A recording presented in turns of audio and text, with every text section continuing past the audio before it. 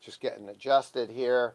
Got an incredible story to share with all of you. Hey, friends, Mario here coming from, as usual, Shenyang, capital of Liaoning Province, northeast China. Got a little funny piece of hair back there. I'm losing my hair anyway, so what difference does it make? Incredible couple of days that I've had. What I'm about to share with you is as close to being an exclusive inside scoop as anything you could ever hope for, and I'm so happy to be able to share this with you. China's power rationing and supply shortage situation. What is really going on? Well, if you wanted to know, you'd love to sit down with a China Electricity Bureau government official. Well, who knows better than those gentlemen? And that's what I unexpectedly got the chance to do last night. If you saw my YouTube post, my Twitter post last night, amazing, fabulous, whole Mongolian lamb roast dinner in this round Mongolian hut was unbelievable. 13-kilogram whole lamb roast. Man. And that lamb in from Mongolia, you know, not locally domestic raised in the farms here, but imported in from Mongolia. Man, whatever they feed those lambs, I don't know, but mamma mia, deliciosa. 好吃,好吃. You know, that's Italian and Chinese and English for how delicious it was, right? So the other thing quickly, forgive me the last couple of weeks. You know, I've just been a bit off health-wise, a bit under the weather, so I haven't been putting a lot of new content up. Again, gastritis flaring up, bugging me, and an occasional headache here and there. But nothing's too serious, working on it. Just, you know, got to take care of your health. Getting old, these things are always a challenge. And in fact, I'll be doing more and more videos on health for older men, the importance that we need to do. All right, let me get on with the topics for today. Number one, again, I had an exclusive, unexpected, personal, friendly dinner with a table. Had an exclusive dinner, private, friendly dinner last night with a group of gentlemen at the table, lovely friends here in Liaoning. Been here 3.5 years now. What a great life we have here. And one of these gentlemen happened to be a Liaoning provincial government official for the Electricity Bureau. Whoa! As soon as I found that out, I just looked at him, and I looked at him and I said, you know, 先生, I just said, 就是这情况怎么样？你能不能告诉我们? So this is Chinese for, you know, this power rationing situation. What 怎么样? 怎么样? This is Chinese for what's going on? 你能不能告诉我们? 你能不能告诉我们? Can you tell us? Can you? And then we just had a conversation about what's going on in the power rationing situation. You know, what is going on? What's not going on? What's causing it? What's not causing it? So, you know, it was a business conversation about what's happening. Okay. So, no, I'm revealing state secrets or anything like that, you know, but I am getting absolute clear explanation. The other gentleman at the table, by the way, who was hosting the dinner, in no uncertain terms, and again, becoming a good friend, a very nice gentleman. We've had dinner together many, many times. Was 20 years ago the richest man in Liaoning province. So, I mean, these gentlemen, I mean, they've been out, about, and around in the country of China, and it's really my privilege and my honor to know them. And then, of course, here I am sharing this information with you to understand what's going on with China. Why is that important? Well, I hope you already know by now why it's important. China's rising up to become the most important country in the world, okay? Second only to the United States, okay? United States having many problems. China rising up, rising up, rising up to become what is now the world's largest, safe, stable, successful, and capable country in the world. And be thankful for that. Shouldn't you be thankful for that? Could you imagine? Because you understand that China is the supplier to the world.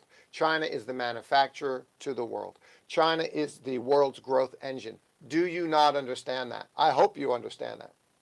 So, how grateful you should be, and the whole rest of the world, that China has handled COVID-19, gotten it completely under control. Even Delta outbreaks now, we've had 3 or 4. The last was in Fujian. There's a current one in Harbin. And as soon as those outbreaks happen, what happens? Boom. They get clamped right down. China's got the system down, has shown the model to the world of what and how to do to control COVID. Thank heavens for the rest of the world, because China's exports for the last year have, contrary to dreams and wishes of many that wish China's economy will collapse and they'll have problems and we need to stop them. Oh, no, you don't, because if you do, the world economy will collapse. So be thankful that you don't want China to not do well, as the world is now finding out, because the stock market is crashing. The NASDAQ is now down 8%. Okay, the S&P and the Dow down about 5%. Why? Fears and worries about China's instability in China's real estate sector, i.e. the Evergrande story, and I'll get to that later. Fears and concerns regarding Taiwan, and I'll get to that later because that's a ridiculous story. And fears of instability in China's supply chain to its factories due to the power rationing and power supply problem. And all of those concerns are concerns about which country on planet Earth that is causing the stock market to freak out? Venezuela? No serious problems there, yes, but wouldn't cause the stock market to be freaking out. Greece? Well, yeah, serious problems there, but not causing the stock market to freak out. Concerns in China? Serious concerns about things in China? Oh yeah, that'll make the stock market freak out. Absolutely. Because everybody knows everything I just said about China is true. China is the growth engine of the world. China is the largest, safe, stable, successful country economically and societally on planet Earth right now, and capable. Okay? And thankfully they are. So now when those things become a threat, when there's a threat to that reality, then everybody gets concerned. So this also makes you wonder why the United States wants to stop China, because stopping China will blow up the world. Think about what I'm saying. Stopping China will blow up the world, yet that's what the US, the UK, and Australia, with their ridiculous new AUKUS initiative, they're never, ever going to deliver nuclear submarines to Australia. I'm pausing. Let the space of what I just said sink in. The truth comes out. Thank you, Mario. Okay, they're never going to deliver a nuclear submarine to Australia. Ain't going to. This is a bunch of posturing and ruckus and nonsense. Okay, the world's got much, much, much, much bigger problems that need to be addressed than to deliver a nuclear submarine, who is a non-nuclear country, to Australia. Give me a break with this stuff. This is like the UK promising Trump, we're going to pull Huawei. And then they says, oh yeah, we're going to pull Huawei. Huawei equipment will be out. We'll get that done by 2008, 7 years later. Yeah, okay. Right. Sure you will. Yeah. Go ahead. Destroy your company's telecom infrastructure, pulling Huawei out. Yeah. On some false accusations of spying and all of this, when it's just the United States and UK. You guys are the ones spying on everybody's data. Okay. Speaking of which, Meng Wanzhou. I didn't mean to cover the Meng Wanzhou topic, but I have to. I mean, she got released finally. Then the two Michaels, Spavor and Kovrig, they got released. Okay. Nobody's denying. I've invited journalists, government officials, ICG officials, anybody to please refute what I've said about the Spavor and Kovrig. They're guilty.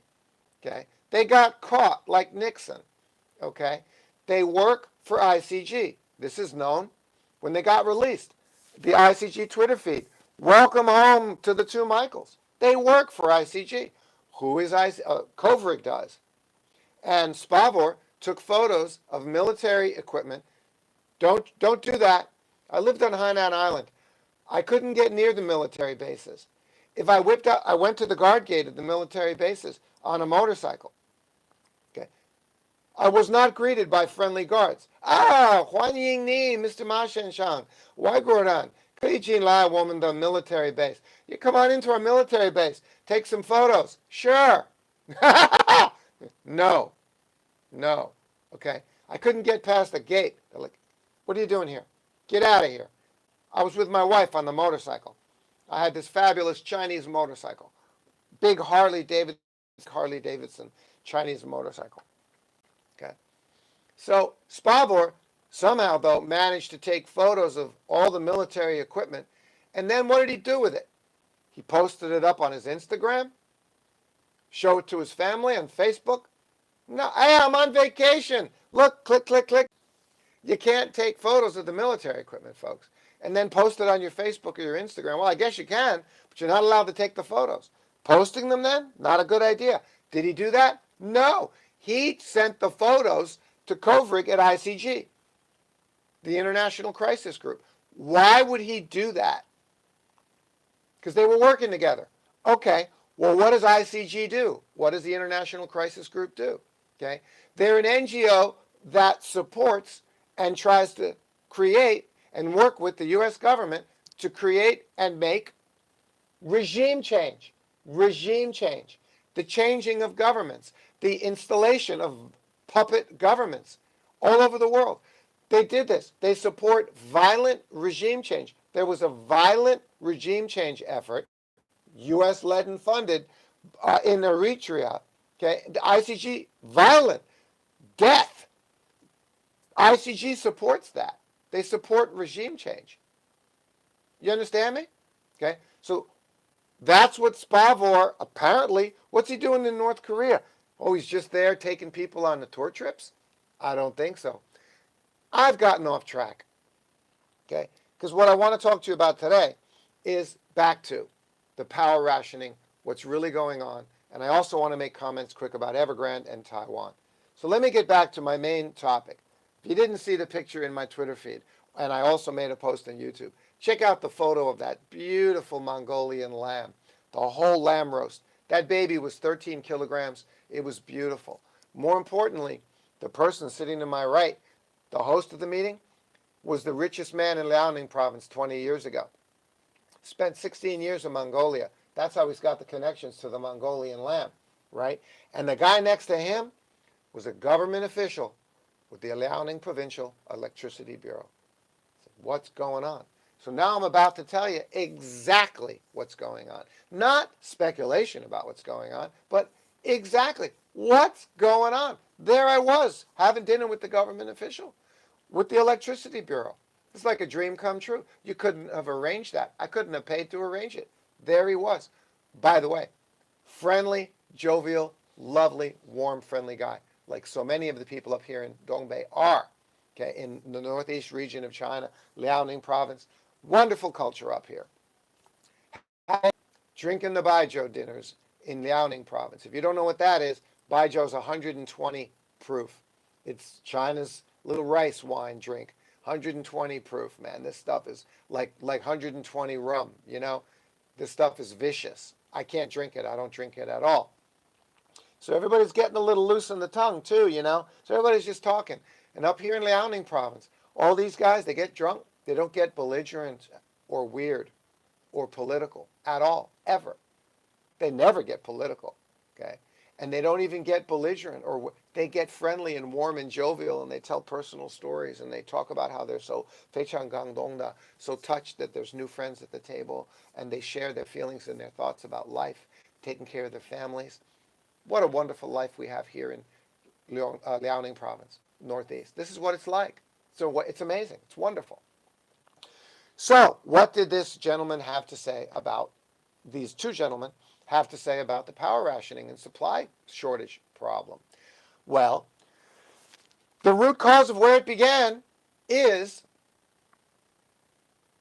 the government has pushed out and squeezed out many of the small coal mining supplier companies in favor of the national ones, the bigger ones.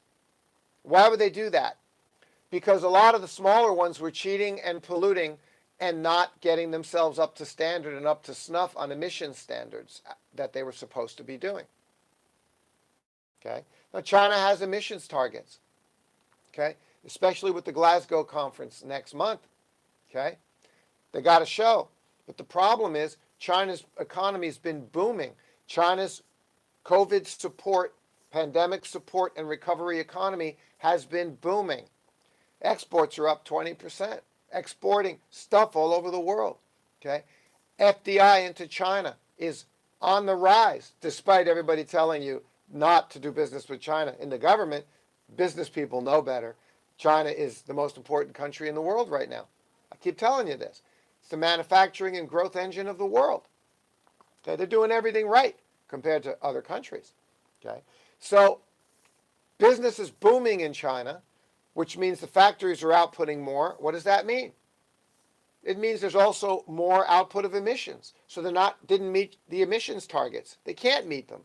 How can you meet the emissions target? Obviously, even if you're meeting emission standards in terms of factory output, if your factory is outputting 20% more, you somehow still gone over the threshold of how much emissions you were supposed to put out this past year. Makes sense, right? So a good thing leads to a problem. Emissions output, okay? So they're cracking down on emissions output. The smaller coal miners are not doing a good job of controlling the pollution. They want to get them out of business. Okay, so that leaves only the national ones. This put a bit of a crunch on supply. Okay, and the price of coal has gone up, I think 50, 60%. Okay, so there's the root main problem of what occurred. There it is, right there, folks. That's what happened. Simple, clear explanation. The problem can be solved tomorrow. Because yes, there's a supply crunch. There's a supply of electricity that goes out to the factories. There's a certain amount they expect to give them every year. And that amount, and then the factory is supposed to have a certain amount in reserve. They're over the amount that they need. Okay? They say, we need more electricity. Well, we're not giving it to you. Shoot. Why not? We need it. Well, number one, again, we need to meet these emissions targets or we look bad around the rest of the world. That's reason number one. Sorry to put the squeeze on you, but, you know, if all the factories would get in compliance with standards and coal miners would get in compliance, we wouldn't be having these problems. Stick, not carrot. Stick in the ass. You see? You've caused these problems. Now, of course, this is unfair to the factories who are in compliance. It's a problem because they're power rationing. Suddenly the power goes off in your factory. You're like, whoa, what's going on? I got 2,000 workers here. This is bad. Good. Costing us money. Oops, interrupting the supply chain. Yeah, but the government is doing this because overall we're not meeting the emissions targets. That's what's going on. So China is forcing to do the right thing. China is forcing to do the good thing. Kevin, good morning. Thanks for joining me. China's forcing and showing the world we're going to do the right thing, even if it means economic pain. And then the stock market and the overseas markets freak out because they know. I just can't understand why the United States keeps trying to destroy China. This is lunacy. They're trying to blow up the entire global financial system. Okay. What else could they possibly be trying to do so that they can then grab power back that they've lost to China? That's a theory as to why they're doing what they're doing. Because attacking China is lunacy. Lunacy. You attack the country that's the glue holding the planet together. Crazy. Next point. I was told China, the Chinese government could solve this power shortage problem, this little bit of a crimp on the supply. They could solve the problem tomorrow. They don't want to. Why? Because they don't want to spend more money on buying the electricity. What am I talking about? So they can provide the coal. They're providing it to the max. Coal costs, say, 2 units per unit of electricity. Okay? Yeah. So to make up the shortfall, the China electric grid folks could find electricity from the solar grid and the wind power grid, and they could buy that to make up for the shortfall. Problem solved. You with me? There's plenty of electricity available from the solar grid, from the wind power grid. But that electricity doesn't cost 2 units. I'm using 2 units as a baseline example. I don't know the exact cost. Why not? Because the cost of buying the solar and the wind power is 3 units. And they don't want to pay for it. It's more expensive. They don't want to pay for it. Why? Because the amount to the factories that the factories pay is set. It's subsidized. You see? So if they buy so that they can't pass the cost on to the factories because they pay a discounted subsidized price for their electricity. And they've already gotten their portion in their ration. Okay? So it'll cost, if they go and buy electricity from the solar or power grid, it'll cost 50% more. But they can't get the money from the factory. That is what is going on. End of discussion. By the way, I pause and hesitate for a moment occasionally because my live stream disconnects and reconnects. So I let it buffer, I pause, I go back a few words, and then I continue, in case you're wondering why the stream might be a little bit not perfectly smooth. Okay. Folks, that's what's going on. So the problem could be solved tomorrow. Part of it has to do with supply squeeze. Part of it has to do with money. And is this going to continue? Looks like yes. This is not going to be resolved next week. This is not going to be resolved as the October holiday comes out and China gets back to work. That's how it seems. I do not know, but that's from my conversation last night with the government official of the Electricity Bureau. I guess, he doesn't know either. Don't get me wrong. He's not God. He doesn't know either, but he's describing the situation as I've described it to you. How can the situation be solved? The situation can be solved by the central government buying more electricity to make up for the shortfall as they're realigning the coal to more national coal that is more in line with emission standards and forcing the small coal suppliers out because they're polluting too much. That's a realignment of the coal industry, right? As that's happening, they could relieve this supply shortage by buying electricity from the solar grid and the wind power grid. And as of now, they're not doing that because it costs about 50% more than coal power. Okay? Number one.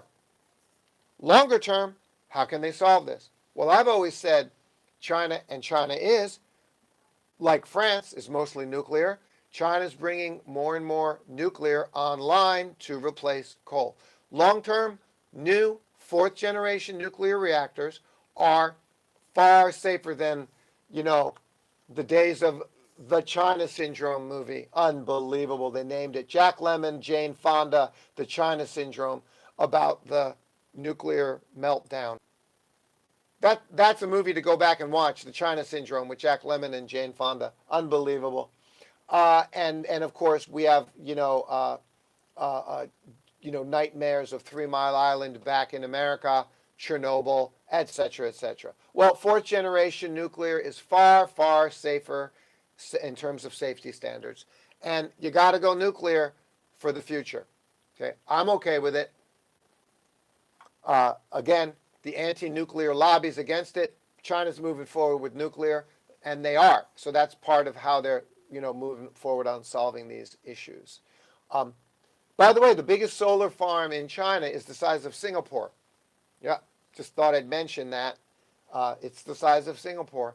I was at a few solar farms when I shot my documentary, which I can't talk about because it hasn't come out yet. It's still in post-production. And I was in Gansu province, and I was looking at giant solar farms as well. Just huge, enormous places. Just huge solar panels everywhere. So China's moving in the right direction, folks, but it's not going to be 3 steps forward with no steps backwards. We're having a step backwards right now, okay, with the power supply crunch. I've explained to you why and what's happening. And also now we move on to how that's impacting the supply chain. Obviously, the world is tender and sensitive right now to any further disruptions of the supply chain. Christmas is not looking good. Stuff's not there. Some untold number of hundreds of thousands of containers, sitting off of the port of Los Angeles, not being processed. The vast majority of ports all over the world are running 24/7, many of them automated, many of them being managed by China, who does a great job at this stuff. The Port of Los Angeles, nah. You got workers protesting. They want more money. They only work 9 to 5. It's one of the few major ports in the world that doesn't run 24/7. You want to know why the containers are backed up? That ain't China's fault. Okay? Moving on. Is it still there? I'm going to check Drudge Report real quick. Is it still there, or did they change the headline to something else?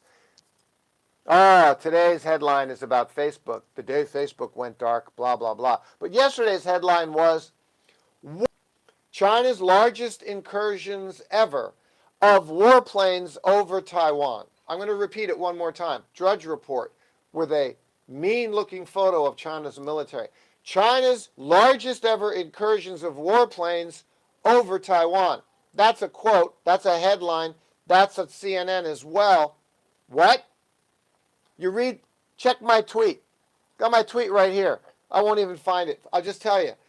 Down in the article it says, the warplanes did not violate Taiwan's 12-mile international airspace perimeter. Let me resolve these two sentences together. Taiwan, the largest incursion of warplanes over Taiwan, headline, ever. U.S. concerned, war. Down in the article, there was no incursion past Taiwan's 12-mile international nautical defense space. Every country has a 12-mile border, international border. So which is it? Which is it? The warplanes went over Taiwan, or the warplanes didn't penetrate the 12-mile border, internationally recognized border around Taiwan and around every land area? Okay, around every land, like the United States, Europe, every country, is 12 miles, stay out. Okay? They didn't go there. Yet there's a headline telling you China wants to start war with Taiwan. Okay, why would China want to start war with one of its own provinces? It's China flying warplanes over in its own country. That's what it's doing. And the answer is there's a fake, unrecognized air defense zone, which was, quote, named by the U.S. Army with Taiwan. They just decided to paint a square around Taiwan, and when China's planes go in that square, and that square includes, whenever any plane goes inside that ADIZ area, Taiwan is supposed to be informed. Okay, but Taiwan set that up unilaterally with, of course, the support of the United States government, who stupidly, parts of the United States government still want to support separatist ideas regarding Taiwan. This is, let me make this very clear to you, okay? There's no discussing this. I don't personally care either way. If Taiwan ends up making a deal to become independent, and it's a good deal, and China agrees to it, and Taiwan agrees to it, good for them. If Puerto Rico becomes a state, or I don't care if California secedes from the United States and they make a deal, and they congratulate each other. Okay, doesn't matter to me. I don't care either way. Okay, but it ain't gonna happen. Okay, this in Chinese, guo fan line, cross the line. Guo means cross. Fan guo fan cross the line.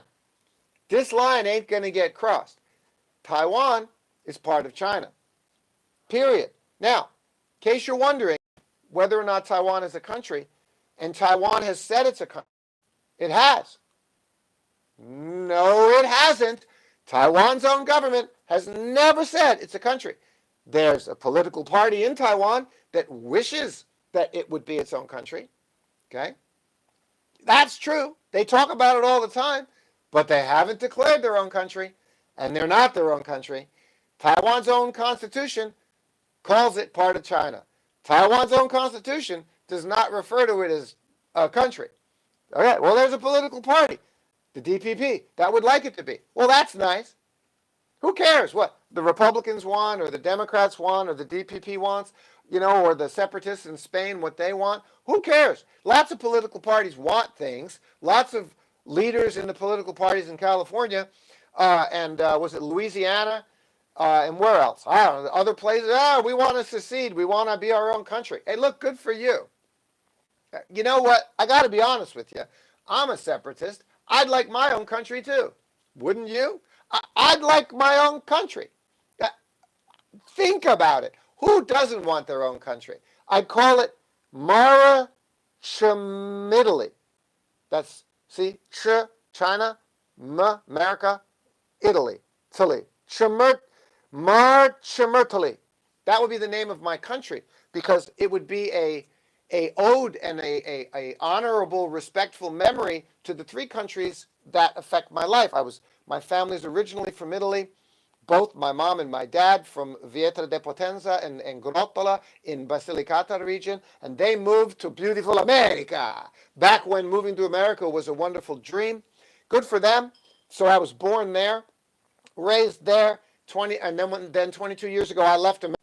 So again, I'm repeating interrupting on the live stream. My Italian family left Italy and went to America. America became their home. I left America 22 years ago, unexpectedly, was invited to China. Unexpectedly, China became my home. Chinese wife, mother-in-law, doesn't speak a wink of English.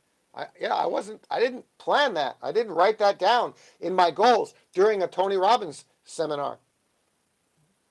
Goal setting. So here we are, folks. This is the reality. This is the situation with Taiwan. You want your own country? Great. Lots of folks want their own country. People within Taiwan want their own country. Good for them. Doesn't matter. Taiwan's constitution, Taiwan's current government does not call itself a country. Well, we're sort of a country. We're like almost a country. Yeah, okay. We're more independent. Good, but you're not a country. Okay, so that's Taiwan. Evergrande. Evergrande. Economic justice. Economic war. Economic message by Xi to the rest of the world. We're absolutely not going to do what the United States did. We are not going to destroy the world economy and make the rich people richer at the expense of society. In 2009, President Obama, post-financial crisis, had all the major bankers in the Oval Office and looked at them and said, y'all guys are supposed to go to jail. You disrupted society. You almost blew up the financial system. I got good news. You're not going to jail. Number one. Number two, you're going to stay right where you are. You're going to continue making your millions per year that you make, and the U.S. government is going to bail you out. You're too big to fail. I'm not going to continue that story. Here we are, 11 years later, and the Fed, Jerome Powell, Yellen called him dangerous, is still printing $120 billion a month. A month. That's $1.4 trillion of funny money, invisible, fluffy cotton money to fakely support the society's going boom. This is what's happening, folks. Okay, and China's saying, we see what's going on. We've allowed China to integrate into the global economy. We've allowed China to become very capitalist, very entrepreneurial. It's the most successful hybrid mix of government principles, deep, strong principles of Marxist principles of the Communist Party of China, mixed with socialist practices. America's got tons of socialist practices in its government as well, so does Europe, mixed with capitalism, open market entrepreneurism, currently opening up the financial sector. They're not being strong on opening up the rest of the country's different sectors of the economy, but the financial sector is opening up. Look, this is China, folks. It's a hybrid. It's incredibly successful. And you see, well, man, these big companies, they're doing the street thing, and they're getting really, really rich. These guys are getting worth billions, but the workers are struggling. What is this crap? China's like, oh, wait a minute. This looks like America. This looks like the direction America's going. We're not going to go in this direction, folks. We're not going to do it. So we crack down on Alibaba. Excuse me, you guys. You're doing this big fat IPO thing to make yourself billions, but you're not benefiting the society. You're not benefiting the country. We ain't going to let you do that. You understand me? We're not going to let you do that, Jack Ma. Sorry, sit down. This is what's going on. Started with Alibaba. But it's crystal clear. She's not apologizing for it. They're not doing it in secret. It's right out in the open. We're not going to do it. Common prosperity. We're not going to sacrifice the society and the people and let the billionaires run amok. We tell the billionaires what to do. The billionaires don't tell the government what to do. And that's the way it should be. It's a disgrace. It's an absolute disgrace. I'll get off my pulpit for the moment. Evergrande. That's the proof. Okay? By the way, fabulous article by Shirley Ziyi. Wow, Dr. Shirley at the National News. Go find it. Just Google what I just said. Evergrande collapse, Dr. Shirley Yi, National News. Okay? Google that. You'll find her article. Let me remind you from her, I'm going to re-say it. Make no mistake, the fall of China's private real estate giant Evergrande aligns with President Xi Jinping's stated vision for the nation. There you go. Okay? There you go. Okay? It's that's it, folks. Okay? And remember, I'm going to go back down here and say, Evergrande's not first. They're big, though, 300 billion. Okay? And the foreign debtors in U.S. dollar denominated bonds are the ones who are going to get screwed. Okay, and Evergrande's getting absorbed into the country. It's getting nationalized. Okay, they're not going to bail it out. It's going to get pulled apart in pieces, absorbed, damage minimized, and nationalized. That's it. That's what's happening. But this is not the first. Okay, this is very, very, very, very important. I'm reading for Dr. Shirley's article. In 2019, 43 Chinese private companies listed on the Chinese stock exchanges were nationalized to varying degrees. And I love their airline, HNA, Hainan Airlines. Fabulous airline, by the way. Okay, HNA, China's most ambitious private conglomerate, was fully nationalized last year. Chen Feng, the founder and chairman, was formally indicted in criminal charges this week. Pay attention, Jamie Dimon, and all you other bankers. You're so lucky. You're so lucky. You're above the law. Trump, Biden, doesn't matter who you are, Pelosi, you're trading insider stocks as Congress people running the country. You're getting away. You're breaking the law. You're above the law. In China, you get punished when you ruin society, when you threaten the stability of society, and you cause billions of dollars in losses. That hurts households and the economy. You go to jail for that shit, folks. Okay? HNA, Chen Feng, founder and chairman formally indicted with criminal charges this week. Anbang Insurance. Oh, by the way, the people who are joining me, Voltaire, hey man, Susan, hi Susan, thanks for joining me. Anbang Insurance turned Manhattan's famous Waldorf Astoria into a Chinese-owned hotel when it bought it for a record $1.95 billion in 2015. The China's second largest insurer faded into the history book. Father to the only Anbang's founder, Wu Xiaohui, father to the only great-grandson of the late reform leader Deng Xiaoping, returned $1.6 billion to the state. What are you private people doing with billions of dollars anyway when the society around you is not stable? That's disgusting and disgraceful. Okay?